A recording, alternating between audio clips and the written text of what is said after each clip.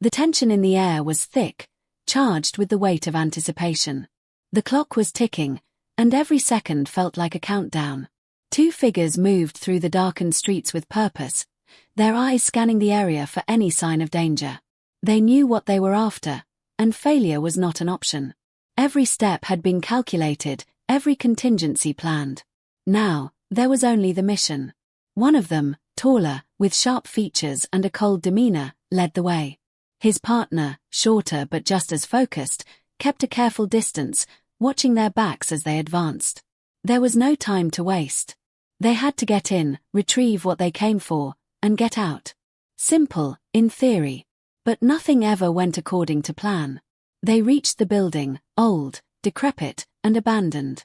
It had once been a thriving hub of activity, but now it stood as nothing more than a hollow shell of its former self. Yet within it, something valuable remained. The taller figure paused at the entrance, his hand resting on the door, listening for any sign of life. The building was eerily silent, the only sound the faint rustle of wind through broken windows. "On your signal," the shorter figure said, his voice barely above a whisper. The taller figure nodded, then pushed the door open. It creaked loudly, echoing in the stillness, but they were committed now.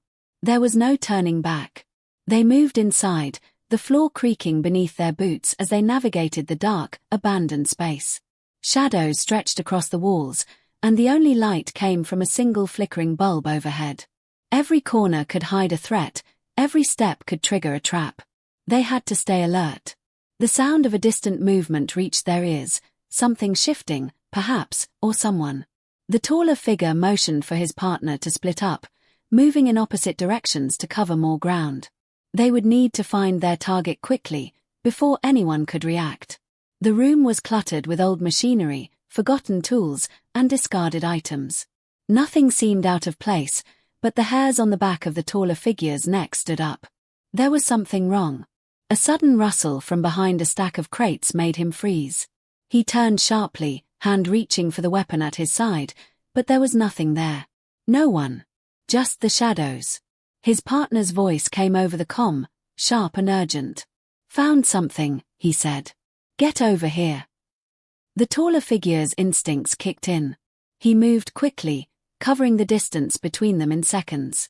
As he rounded the corner, he saw his partner standing next to a large, rusted metal door. A faint glow seeped out from the edges, illuminating the grime-covered floor beneath them. Without a word, they positioned themselves on either side of the door, their weapons drawn. The tension was unbearable as they prepared for what might be on the other side. This was it. The prize they had been searching for.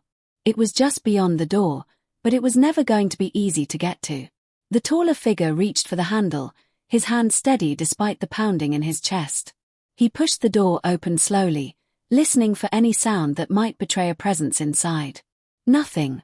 The room beyond was empty, or so it seemed at first. The glow grew brighter as they stepped inside, revealing a small, dimly lit chamber filled with machines and monitors. At the far end, a figure stood motionless, facing away from them. "You've come for it, haven't you?" the figure said without turning around. His voice was calm, but there was an unmistakable edge of arrogance in it. "I've been expecting you." The taller figure felt a chill run down his spine. This wasn't how it was supposed to go. He took a step forward, but the other man raised his hand, signaling for him to stop. "You're too late. It's already in motion." A sudden surge of urgency flooded the taller figure's mind. The plan had always been to intercept, but it seemed the target was one step ahead. He glanced at his partner, who was already moving toward the figure, weapon drawn. Before they could make a move, the man turned to face them. His eyes glinted with a mix of mockery and warning. The taller figure knew they had no time left to waste. They were on the edge of a precipice, and the choice was simple: either move fast and strike now, or risk losing everything they had worked for. The air seemed to crackle with the promise of an impending confrontation. This was the moment. Nothing would be the same after this. The tension in the room escalated as the figure's gaze flicked between the two men. The taller one's hand tightened around his weapon, his senses sharpening. This wasn't a simple heist anymore. They had walked into a trap, and the exit was no longer clear. Every instinct screamed at him to move, But he knew the moment he acted, everything would shift. His partner, still standing at the far side of the room, remained silent, but his body language betrayed a readiness to act. The figure before them, standing calmly with an almost eerie composure, slowly stepped back, hands raised in mock surrender. His smirk never wavered. "You think you're in control," he said, his voice carrying a sense of superiority. "But you've already lost." The words hung in the air, thick with implication. The taller figure's mind raced. There was a plan, there had always been a plan. But now, the plan felt fragile, like glass on the edge of breaking. What was he playing at? Was this some kind of game, or was he being pushed into a corner they didn't understand yet? He stepped forward, keeping his eyes locked on the other man. "You're not in a position to talk down to us," he said, his voice as cold as the steel in his grip. "Tell us what we need to know, and we can end this now." The figure's eyes flicked to the side, to the dim, humming machines that filled the room. His gaze lingered for a moment before returning to them. "You really don't understand, do you?" he asked, voice tinged with amusement. "This is bigger than you, bigger than me. It's already happening." A sinking feeling settled in the taller figure's chest. This wasn't just about the object. It was about something far larger. He glanced at his partner, whose face had gone pale, his gaze darting toward the machines. There was no more time for words, no more room for negotiation. Without warning, the shorter figure lunged forward, his weapon raised, but before he could get close, the man in front of them flicked his wrist. A sharp metallic sound echoed in the room, and suddenly, the machines around them sprang to life, a mechanical hum filling the air. Screens flickered on, casting an eerie glow across the walls. The taller figure's mind snapped into overdrive. They were surrounded. He motioned to his partner to fall back. They needed to regroup, rethink, but the air seemed to press against them.